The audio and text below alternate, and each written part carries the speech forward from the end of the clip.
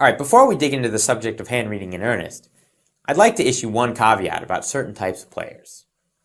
People who always check call, loose and passive players, and people who always raise, maniacs, are very, very hard to read.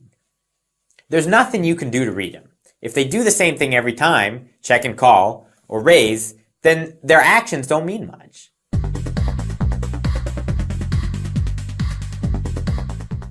Hand reading isn't voodoo. You can't just divine what people have by looking at them or smelling them or whatever. You figure out what they have based on what they do. If someone does the same thing over and over again, it just doesn't help you much. Particularly against loose passive players, some people make strange changes to their games because they're so unsettled by the fact that they have no idea what their opponent has. The best thing to remember is don't fear the worst. Loose and passive players call with everything, and there are a lot more bad hands than there are good ones. So certainly don't assume a loose and passive player has a good hand just because he keeps calling. That could be a disaster. Here's a common hand. You open raise with ace-jack offsuit, ace of spades, jack of hearts, and a loose and passive player cold calls you. The blinds fold and it's just the two of you. The flop is jack 7-4 rainbow, jack of spades, 7 of diamonds, 4 clubs. You bet. Loose and passive calls, as usual. He turns a 10, the 10 of clubs. Again, you bet. He calls. Now you've got top pair, top kicker. There's no real threatening things on board. It's natural that you would think you have the best hand. So the river's a deuce, the deuce of diamonds.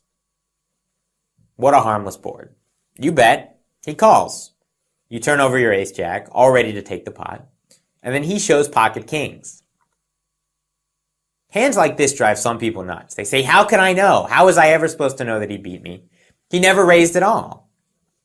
Well, that's right. He's a loose and passive player, and that's what they do. They just call, whether they got a bad hand or a good one. Now, some people play hands like this, and then they play scared for the rest of the game. They say, I don't know what he's got. Maybe he's got the nuts. He never raises. Maybe I should just check and be careful. That's like the worst thing you could possibly do.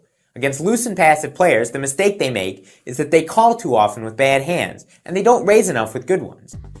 The way you exploit that is by betting all of your good hands. Sure, sometimes he's going to call and have the nuts, but most of the time he's going to call and you're going to have him beaten. You're going to win far more than half the time, and that's what poker's about. You're playing the odds, and the odds are that the loose and passive player has a bad hand, that your hand's better, and therefore that your bet is profitable. Don't fear the worst, and don't stop betting just because you can't read his hand.